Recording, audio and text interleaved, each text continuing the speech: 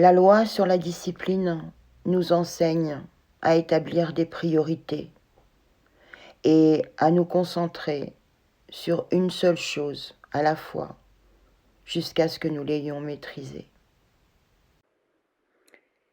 Si l'on pouvait raconter le parcours d'un passeur, disons que déjà petit, il n'était pas tout seul dans sa chambre. Il voyait de nombreuses entités et en tant qu'enfant, elles n'étaient pas toujours très rassurantes. Alors imaginez,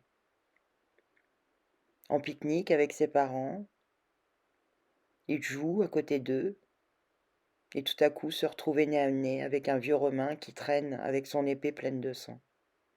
Ou alors, en visite chez des gens dans une belle maison, il a pu croiser, après une excursion aux toilettes, une vieille dame toute flétrie et un peu en colère, qui rôde dans les couloirs. Enfant, nos corps vital, émotionnel et mental ne sont pas encore totalement construits. Il nous est difficile d'appréhender ces rencontres sans en avoir peur. D'un autre côté, elles peuvent sembler naturelles, car le cœur et la fontanelle, chakra coronal, étant toujours ouverts, nous sommes encore imprégnés d'un amour profond pour tout ce qui est. La frontière entre les mondes est toujours ouverte, et l'entité rencontrée est tout aussi réelle que ce que l'on peut nommer réalité de notre plan physique pour l'enfant qui vit ce genre d'expérience. Alors, quelles sont les spécificités des passeurs? Tout d'abord,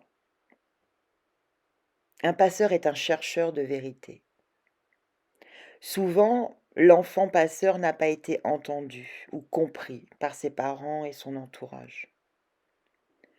Peur d'être moqué et même plus tard d'être catalogué dingue, il a souvent étouffé ses capacités subtiles et essayé de se densifier, de se structurer le plus possible mentalement, en se cherchant à se rassurer dans le tangible, le concret et le factuel.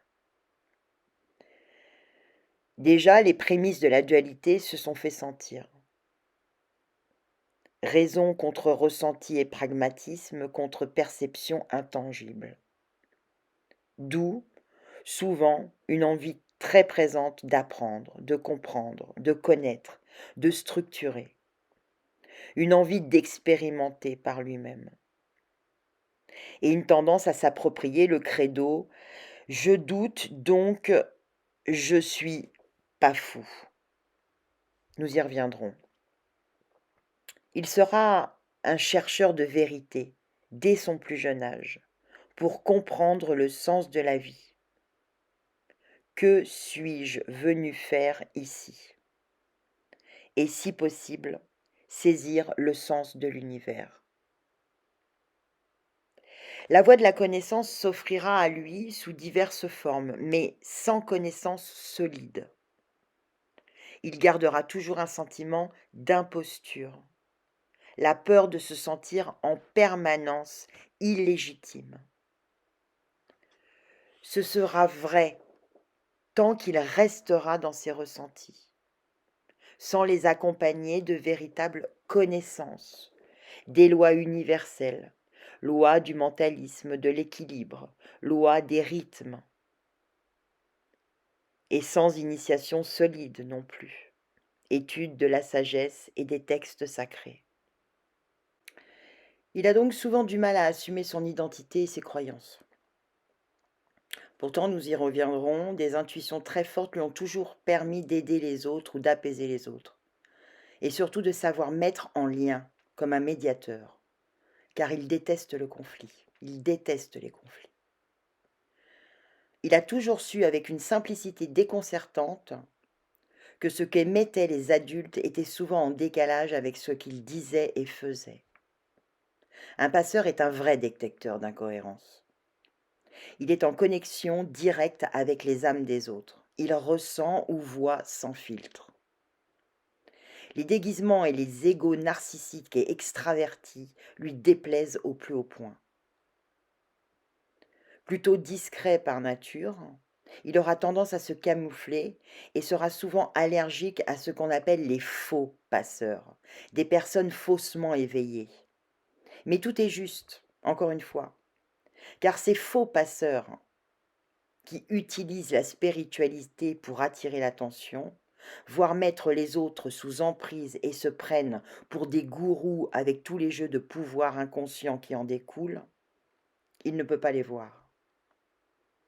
Ils auront donc du mal avec ceux qui utilisent leur capacité à mauvais escient, qui ne sont pas clairs, qui manient le verbe pour charmer en utilisant la crédulité et le besoin d'amour et de reconnaissance des personnes vulnérables. Il sera donc allergique à ceux qui imposent leur vérité, ceux qui endorment le discernement et le libre arbitre de chacun. Il y verra une offense au respect de l'être humain, surtout aux plus fragiles. Un passeur a également la spécificité d'avoir un besoin d'intégrité et d'authenticité. Pour un passeur, la parole doit être vraie, authentique, pure. C'est la parole d'or, car inconsciemment, il sait que le Verbe est créateur et que tout est vibration. C'est donc un point essentiel qui le caractérise également, l'intégrité dans les manifestations de son Verbe. Les passeurs sont de très mauvais menteurs. Même dans un confort relativement serein, par exemple, il est capable de remettre en cause son travail, ses actions. S'il sent qu'il n'est plus en accord avec ses valeurs profondes, il peut tout quitter, même une apparente très bonne situation, pour ne pas se mentir à lui-même, malgré les difficultés que cela va engendrer. Même si son job est relativement très bien payé, si son enseignement heurte ses valeurs humaines ou son amour de la terre, il ne pourra accepter de vivre avec cela sur la conscience. Cela montre également qu'il a, nous le verrons, un fort degré d'exigence envers lui-même. Et il passera beaucoup de temps à essayer d'être à la hauteur de son idéal. Une autre spécificité du passeur est son besoin de justice, son besoin d'engagement. L'injustice lui est insupportable, d'où son appétence pour le rôle du sauveur dans les transactions relationnelles. Remettre en cause l'intégrité d'un enfant le fait bondir. Il n'aime pas les discriminations, quelles qu'elles soient. Cependant, toutes ces injustices le font s'interroger sur le bien fondé de son incarnation. Nous en avons parlé tout à l'heure. Il a une nostalgie d'ailleurs, d'un monde idéal, qui est toujours très présent en lui. Et il a souvent envie de fuir dans les autres plans, les plans intangibles, d'où il vient, pour ne pas affronter la dure réalité matérielle. Dans les moments délicats ou douloureux de sa vie, il peut songer à rompre son contrat d'incarnation par le suicide. Mais une pulsion de vie est toujours plus forte. Lorsqu'il se laisse aller au désespoir et au doute, il aura toujours des présences d'une infinie douceur, d'une extrême douceur, faisant jouer des synchronicités même infimes autour de lui, comme un rayon de lune éclairant, la caresse d'un chat, un message, l'appel d'une personne chère, une chanson, une vidéo. Souvent, au moment où il devient parent, le passeur ressent que désormais, il ne rompra jamais de lui-même avec son contrat d'incarnation, car c'est un engagement de vie qu'il prend, ou plutôt une assurance vie. Jamais il n'abandonnera un enfant et ne rompra le lien avec lui. L'engagement est également quelque chose d'important pour lui, quel que soit le sujet. Ce qui fait vibrer un passeur, c'est de pouvoir créer une ouverture de conscience autour de lui, de permettre aux autres de se relier à leur âme et au sens de leur vie sur la terre.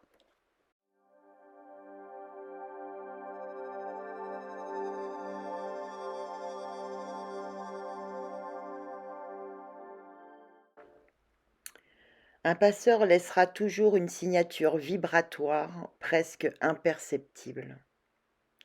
Cette finesse lui permet, avec un peu de pratique et quelques connaissances, de capter avec acuité les différentes vibrations qui l'entourent et d'en percevoir finement les différentes octaves. On pourra avoir l'impression qu'il est à peine présent corporellement, car il sait se mettre en retrait pour accueillir et amplifier l'énergie des autres.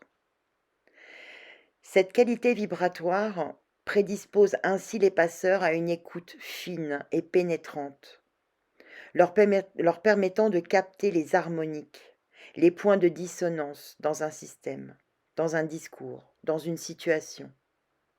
Ils ne sauront pas forcément expliquer pourquoi ils captent cela. En revanche, ils sauront immédiatement si quelque chose sonne faux. Si l'on en revient au P de passeur, il y a dans le corps physique un alignement très précis, une ligne verticale et une boucle sur le haut, symbole de l'esprit qui symbolise le pouvoir de capter les informations de différents plans subtils, de différents plans universels. Cette ligne commence au niveau de la glande pinéale, située à l'intérieur du cerveau. Elle rejoint la glande pituitaire, au niveau du troisième œil, plus bas, jusqu'encore descendre jusqu'aux pupilles. Souvenez-vous de cette façon qu'ont les passeurs de capter la lumière, d'où qu'elle vienne. Puis nous arrivons plus bas encore aux poumons, tout ce qui est lié à la respiration et au souffle. Et encore plus bas au plexus. Comment redonner l'information sans y mettre sa personnalité. On arrive encore plus bas au niveau du périnée, premier chakra, et puis enfin au pied, c'est-à-dire tout ce qui touche à l'incarnation pour matérialiser les informations. Vous l'aurez remarqué, chacune de ces parties du corps commence par un P, comme passeur. Tout le travail du passeur va être donc d'aligner au maximum cette ligne intérieure verticale, ce I. La lettre I qui représente chez les alchimistes le divin. Pour les passeurs, la pinéale et le troisième œil, glande pituitaire, fonctionnent généralement très bien, voire trop, tant sur les corps subtils du haut, corps spirituel, corps divin, corps causal, que sur les chakras aussi du haut, tout ce qui est en rapport avec le mental. La problématique va être d'apprendre à calmer le jeu, qu'on l'on pourrait dire aussi JE, et de redescendre au niveau des poumons, donc d'apprendre à maîtriser la respiration pour parvenir à se centrer et aller trouver la valeur au niveau de leur plexus et à accepter de s'aligner avec leur propre puissance. Il s'agira ensuite d'apprendre à descendre dans les plans les plus bas pour manifester en conscience leur souveraineté d'être. C'est assez difficile pour eux parce que c'est très dense vers le bas, parce que cela les connecte à leur ombre et à leur peur. Tout ceci avant de descendre jusqu'au périnée, d'accepter d'aller dans cette zone située tout en bas, dans leur bassin, on pourrait dire aussi le bas-sein, S-A-I-N-T. L'objectif sera d'accepter l'incarnation, de ne plus être constamment entre deux mondes, de fuir de l'un ou l'autre, de réaliser qu'il n'y a pas de séparation et d'intégrer véritablement le principe de correspondance, loi universelle, sur lequel tout ce qui est en haut est comme ce qui est en bas, et tout ce qui est en bas est comme ce qui est en haut, que l'on retrouve dans la loi d'inversion. Plus on monte en vibration, plus inversement on descend dans les plans d'inconscience de l'ignorance. Pourquoi connecter son périnée? Pour un passeur, cela signifie accepter de contacter son père inné, c'est-à-dire tout ce qui est là depuis toujours et de se relier à cette sagesse intérieure ici-bas, dans la matière, se réapproprier sa propre sagesse issue de toutes ses vies, sur tous les plans, et toutes les dimensions. L'objectif est de faire descendre cela et d'accepter d'incarner jusqu'au bout des pieds cette sagesse et donc de ne plus être dans le déni de soi-même. Cela constitue tout un cheminement intérieur. Les passeurs vont essayer de se recentrer, concentrer et d'arriver à créer leur prise de terre. Parce que depuis leur tendre enfance, ils sont chamboulés par tellement de formes pensées, d'émotions, de conscience physique, qu'ils ont bien des difficultés à avoir conscience de leur propre corps. Être dans un corps, c'est être limité, et les limites sont difficiles pour un passeur amoureux de sa sacro-saine liberté. Pour atteindre notre signature vibratoire, nous disposons de 4 outils: le physique, l'émotionnel, le mental et le spirituel. Pour un passeur, je vais donc vous décrire comment cela se passe à ces 4 différents niveaux. Au niveau physique tout d'abord. Les glandes jouent un rôle particulièrement important dans leur harmonie personnelle, surtout la glande pinéale, comme nous l'avons vu, chakra coronal, et aussi les glandes du premier chakra, glande de Bartholin et de Cooper, situées près du chakra racine. Ces glandes sont liées au plaisir, et c'est un vrai sujet à travailler pour eux. Leurs couleurs de prédilection sont le bleu indigo et le violet. Mais pour ces amoureux de toutes les couleurs, les gammes chromatiques sont comme des notes de musique, des fragrances, des odeurs, des abîmes, des saveurs, des textures. Ils aiment jouer avec les palettes comme un musicien, un peintre, un écrivain. Ils sont extrêmement réceptifs aux médecines énergétiques et holistiques, bien plus qu'à la médecine traditionnelle. Ensuite, au niveau émotionnel, leurs ressentis sont vraiment intenses. Souvent, la gorge, le ventre et les organes génitaux seront plus fragiles et les émotions refoulées s'exprimeront plus spécifiquement dans ces régions du corps. Ils peuvent aussi être affectés par des problèmes de peau, psoriasisme, eczéma, ou de direction avec une fragilité des chevilles et des genoux, le je et le nous.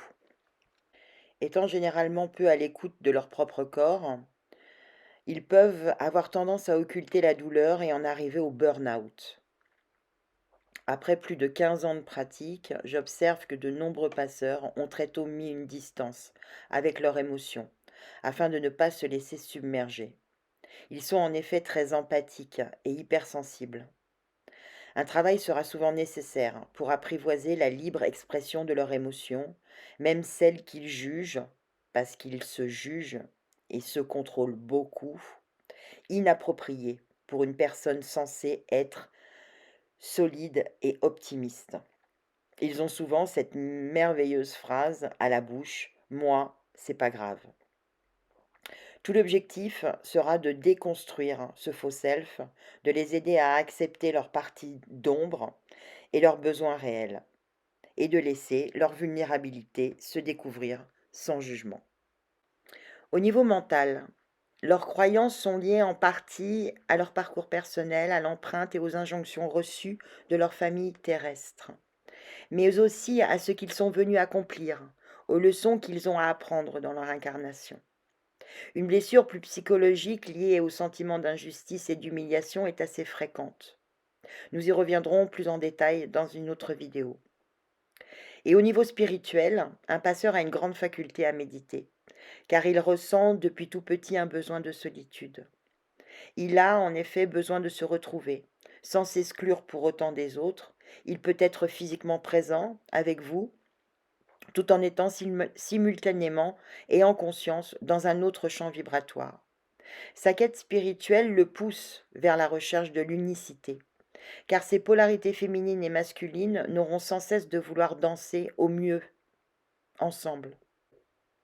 Souvent, sa polarité masculine s'exprimera à l'extérieur, afin de le protéger de son hypersensibilité et de l'aider à agir dans la matière. Mais intérieurement, réceptivité et intuition seront très présentes, comme s'il avait besoin de cacher cette partie un petit peu défaillante.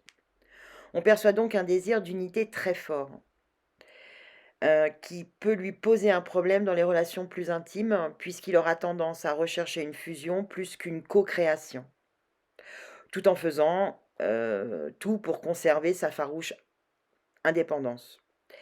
Sa dualité a donc tendance à s'exprimer non pas dans le masculin-féminin, qu'il n'oppose pas, mais dans la recherche d'un idéal d'union parfaite.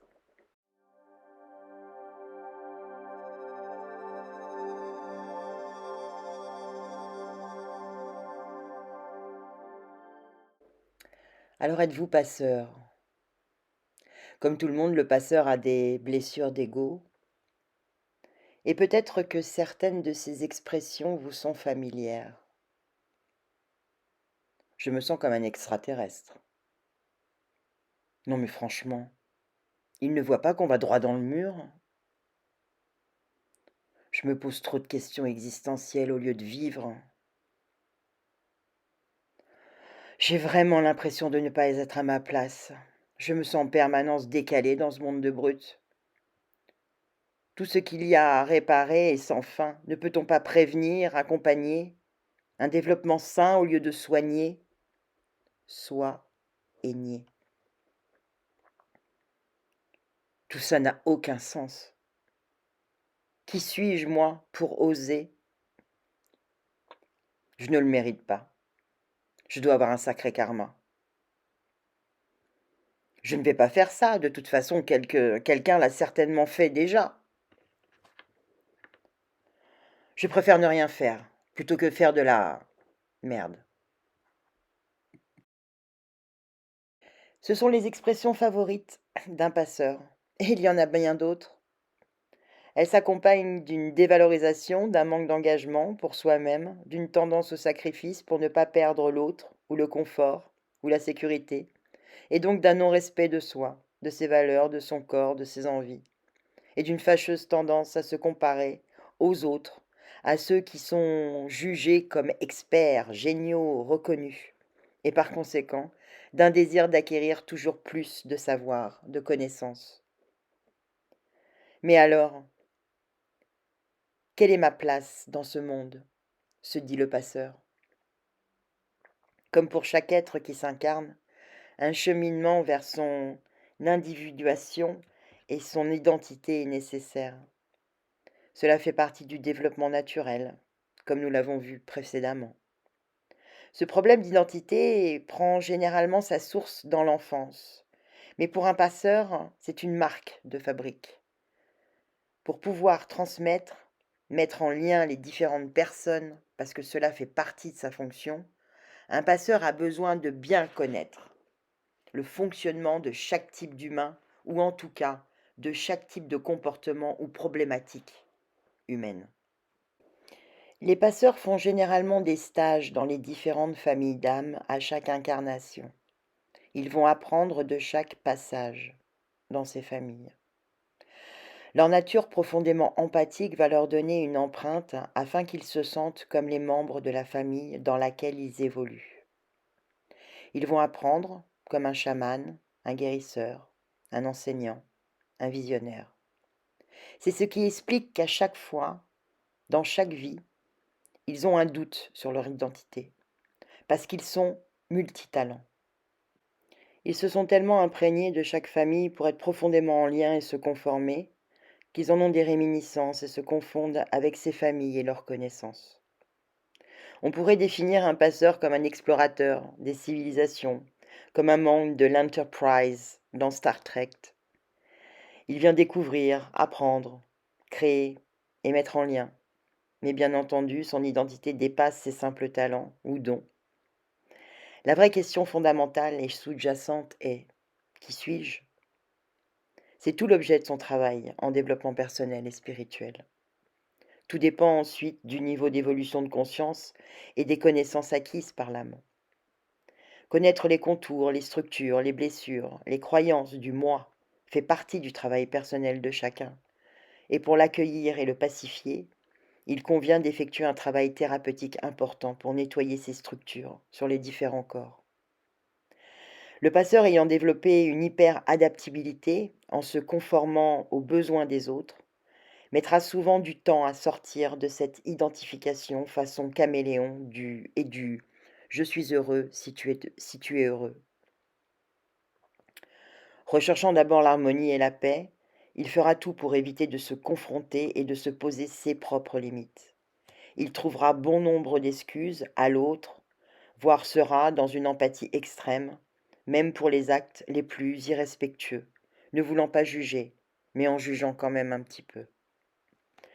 C'est le côté doux qui sera privilégié, avant qu'il accepte d'aller se confronter à ses propres besoins, à ses propres désirs, à ses propres aspirations, et surtout à ses propres parts d'ombre. Avant qu'il apprenne à poser le cadre et ses limites, sans s'excuser dès qu'il dit non. Dans le cas où son chakra coronal est trop ouvert, le passeur reste trop ouvert. C'est-à-dire que son chakra couronne est en déséquilibre et qu'il capte en permanence sans être ancré. Il se sentira souvent incompris, exclu et en perte d'identité. L'ego sera trop dilué, inconsistant, car le processus d'individuation n'aura pas été assez profond. Ce type de problématique amènera une difficulté à vivre normalement, à se sentir stable, ce qui se traduira souvent par une errance et une tendance à être déconnecté de ses besoins primaires, respect de soi, nourriture, sécurité. Cela pourra également conduire à une propension à se perdre dans une spiritualité débordante, avide de savoir, mais pas de connaissances, sans l'intégrer dans sa vie ni dans son quotidien, c'est-à-dire sans appliquer les concepts qui restent au niveau mental seulement. À l'inverse, le passeur pourra aussi chercher un gourou, un père, ou devenir gourou lui-même, croyant que ce qu'il capte est la vérité et qu'il est essentiel que tous les gens assez évolués puissent bénéficier de sa connaissance. Si le chakra coronal est trop fermé, là, au contraire, ce sera la vie elle-même qui paraîtra sans intérêt. Le passeur ne trouvera aucun sens à cette incarnation. À quoi bon? Jusqu'à se sentir étranger à ces êtres humains si peu évolués. Il pourra avoir l'impression de subir une erreur d'aiguillage temporel, car il se sent extraterrestre en décalage avec des valeurs de la société actuelle. Pour compenser et tenir, il risque de chercher à se déconnecter de sa réalité insipide. La fuite pourra consister à se laisser prendre dans des addictions plus ou moins intenses, l'alcool, la drogue, la sexualité, ou une vie amoureuse débridée, addiction aux écrans, aux jeux. Oui, au contraire, à se perdre dans une multitude d'activités sociales, familiales, professionnelles, pour essayer de trouver sa place quelque part, et surtout pour échapper au face-à-face avec lui-même. Dans ce cas, ce qui touche de près ou de loin à la spiritualité le fera sourire. Il repoussera religion, gnome, New Age et charlatans de tout genre, aussi loin que possible, oubliant par là même que spiritualité et sagesse n'ont rien à voir avec tout cela. Il vivra profondément la séparation avec la source, de base, d'origine. Sa place sera celle qu'on attend de lui. Ce sera d'abord comme un bon nombre d'entre nous, se situer par rapport aux autres, puis, avec un travail intérieur, trouver son bon axe, son I intérieur, son centre et accepter de l'incarner. Prendre soin de lui et assumer sa puissance et son propre rayonnement lui sera demandé. La vie le conduira d'une manière ou d'une autre à se prendre en main et à trouver son ancrage et sa source de vie. Il y a une autre blessure, d'ego, qui entre en jeu dans la vie du passeur. C'est le syndrome du sauveur. L'une des façons de trouver sa place sera de jouer au justicier. Empreint de valeurs humanistes, un passeur aura à cœur de défendre l'opprimé, d'essayer d'apporter une dose de lumière, d'optimisme, de justice autour de lui. Cette réalisation est souvent une catastrophe pour l'ego. Moi, présomptueux, moi, ne pas faire confiance à l'autre et à sa capacité à retrouver sa propre voie de libération. Est-ce que je ne sais pas mieux que l'autre ce qui est bon pour lui? Bien sûr, je caricature. Mais comme vous le savez, ces petits jeux de pouvoir s'initient souvent dans nos relations, au travail par exemple, parce que vous avez de solides compétences et que chacun vient vous voir quand il coince et que vous cherchez et trouvez la solution pour débloquer cette personne. Elle ne cherche plus par elle-même et vous êtes reconnu comme l'expert. Résultat, ce n'est pas forcément vous qui récoltez les fruits, la personne oubliant, comme par hasard, de mentionner l'aide reçue. De toute façon, vous avez agi par pure générosité, non? Donc, vous n'aviez pas d'attente. Ce même genre de scène peut se jouer avec vos enfants, parce que vous voulez leur éviter de se prendre un mur, et finissez leur copie et écrivez leur lettre de motivation.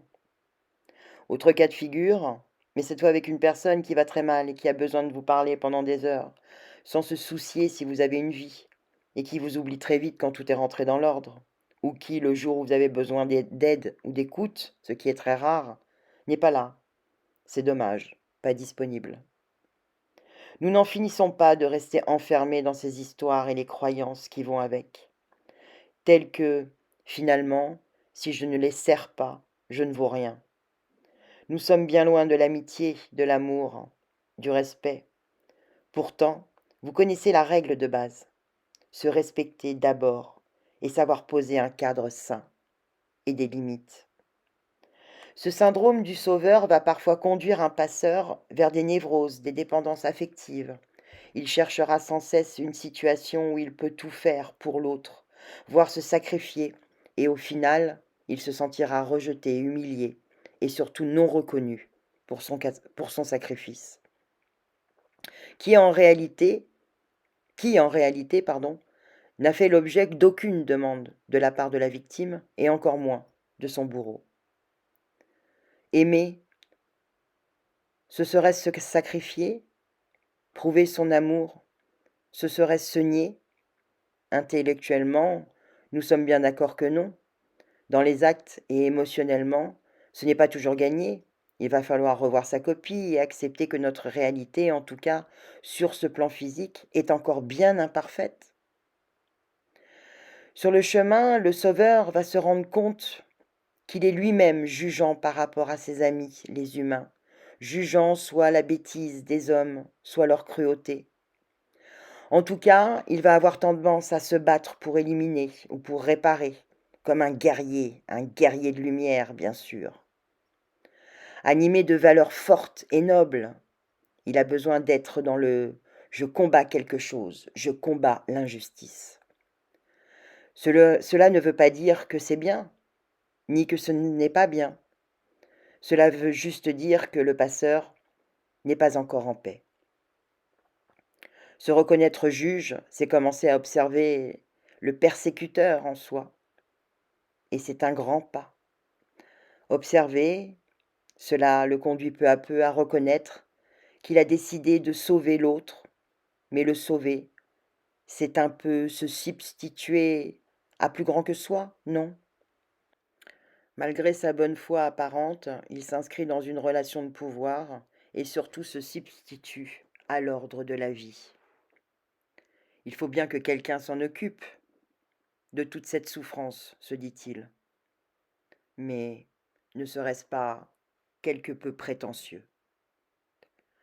Tout son travail va être d'accepter d'incarner pleinement son être, sa personnalité, ses envies, ses désirs, de reconnaître ses propres besoins pour pouvoir s'ancrer au mieux et servir au mieux, ne plus s'oublier dans l'autre, et donc ne pas tomber dans le piège typique du sauveur. Je suis heureux quand je suis utile et qu'on utilise mes capacités. Ce chemin l'amènera à un partage d'amour plus vrai, plus sincère, sans être en position haute de sauveur par rapport à une soi-disant victime, ni soumis face à un persécuteur qui refuse continuellement son aide et n'a surtout pas besoin de lui. Le passeur pourra ainsi sortir de sa constante dévalorisation. Une autre blessure de l'ego des passeurs est la peur de l'humiliation. L'une des plus grandes peurs des passeurs est d'être rejetés et surtout humiliés par les autres. Ne pas être acceptés pour ce qu'ils sont, mais pour ce qu'ils font. Et ils ont la hantise de manquer d'humilité. Cette attitude qui consiste à avoir une conscience réaliste de ses propres limites et faiblesses et à refouler volontairement toute attitude d'orgueil ou de suffisance. L'humilité étant considérée comme une qualité par opposition à l'orgueil et comme une vertu dans les religions monothéistes.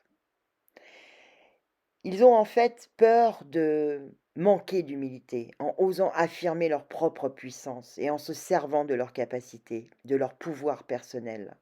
Alors qu'évidemment, il n'y a rien d'égoïste à cela, puisque ces capacités sont là, et si ces dons sont là, c'est pour qu'ils puissent les partager. Cette peur s'accompagne généralement d'un manque de confiance en soi, une confiance qui n'a pas été assez soutenue dans l'enfance et qui résulte aussi de vies parallèles ou karmiques, où cette blessure a été maintes et maintes fois vécue. Des espaces-temps où, ayant osé manifester ses capacités, un passeur a pu être jugé ou condamné. Il est alors important de travailler profondément sur sa valeur et ses capacités déjà réalisées, et surtout sur son manque de foi en lui-même, donc en la reconnaissance de sa propre divinité, souveraineté. Et de se rappeler ceci, lorsque je manque de confiance en moi, c'est en l'univers tout entier que je manque de confiance, et donc l'univers nous répond avec cette croyance. Pour ceux qui pratiquent la loi de l'attraction. Ce manque de confiance nous amène à une autre blessure de l'ego. L'estime de soi. Justement, cette confiance en soi. Pourquoi les passeurs souffrent-ils souvent d'un tel manque de confiance en eux et d'une dévalorisation assez forte? Parce que justement, ils doivent se mettre au service du plus grand nombre et du collectif. Le je, J-E, l'individualité est un peu mis de côté. Le je doit être le moins dense possible pour pouvoir s'oublier et capter au maximum toutes les informations. Ce déficit d'individualité les fait souffrir énormément, car il est à la base de leur ancrage. Et ils seront amenés à se poser la question: qui suis-je? Et à essayer de comprendre pourquoi ils se sentent parfois si misérables ou, en tout cas, ont l'impression de ne pas servir comme il faut. En conséquence, le passeur aura peur de manifester son P de puissance. Tout ce travail va le conduire dans son puits pour retrouver son propre sens. Puis, sens. Pour devenir un sujet à part entière, plutôt qu'un être allant dans le sens de tous les autres. C'est une autre caractéristique des passeurs. Ils sont très sensibles au regard, pensée et jugement des autres.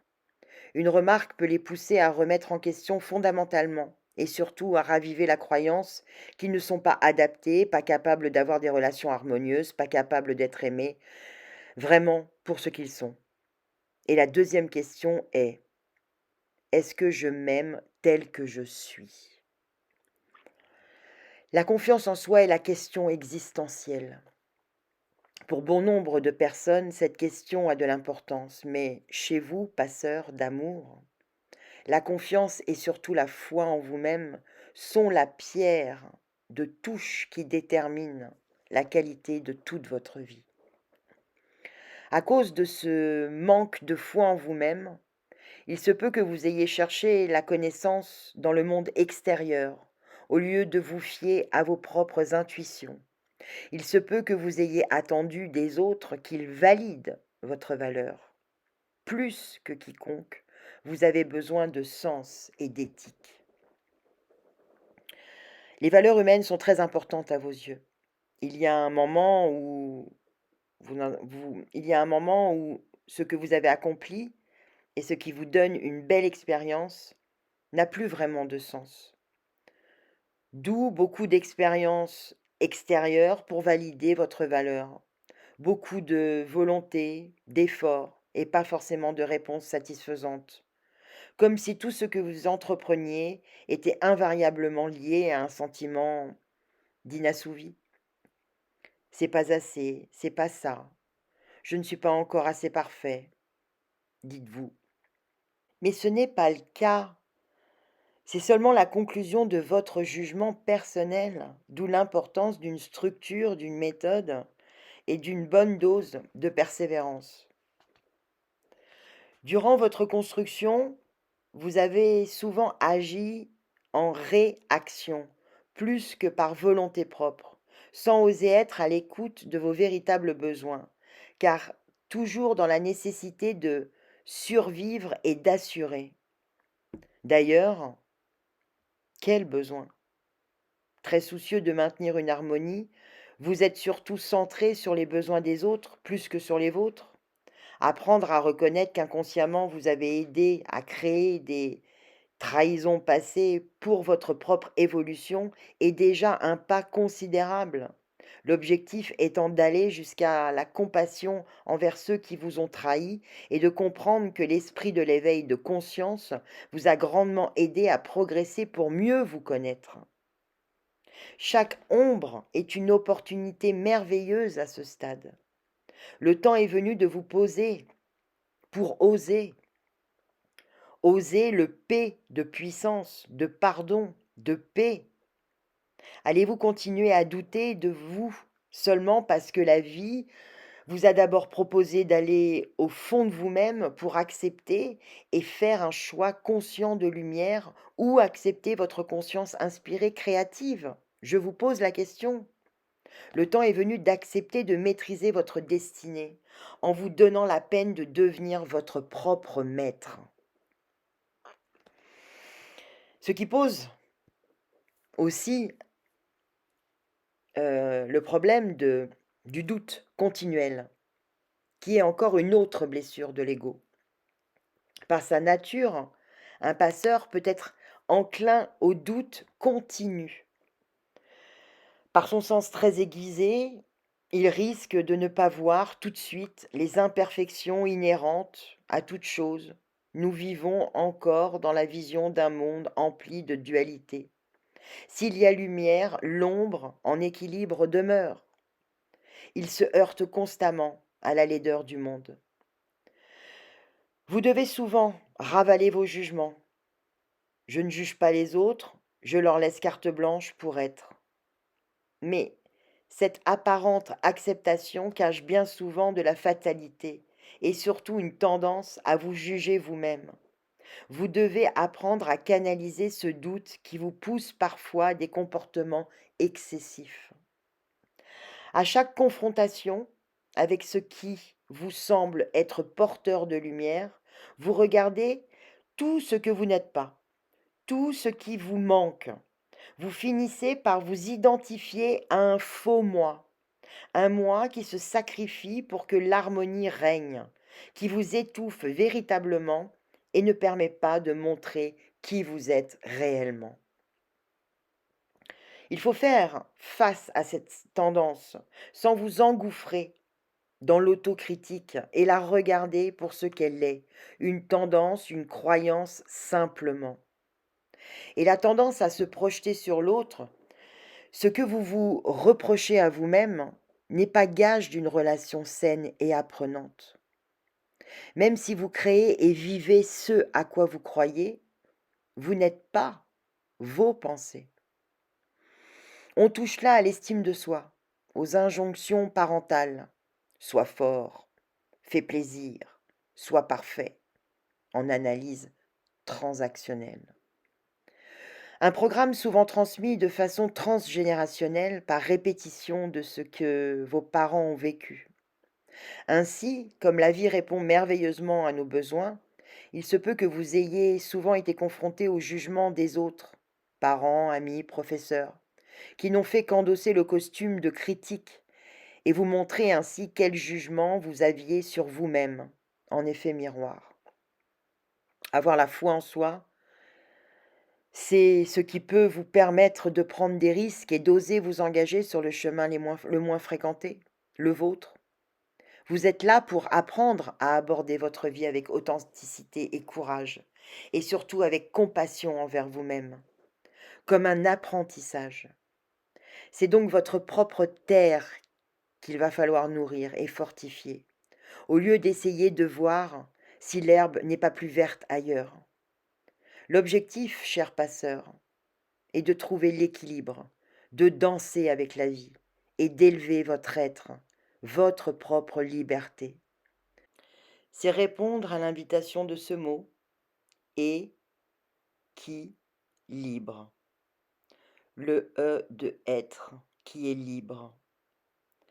Et dans la grâce, peu à peu, passez vous-même du de l'ego au de l'être et de l'esprit. Voilà, cette vidéo est terminée. J'espère que vous avez eu les informations qui vous permettront de définir si vous êtes un passeur d'âme. Dans une prochaine vidéo, nous verrons les qualités essentielles d'un passeur, les qualités d'âme essentielles d'un passeur pour pouvoir réaliser justement son incarnation et sa mission de vie. Et en attendant, je vous souhaite plein de lumière dans votre vie.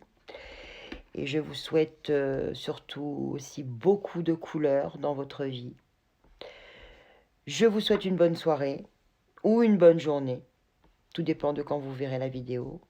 Et je vous dis bye bye. Ciao.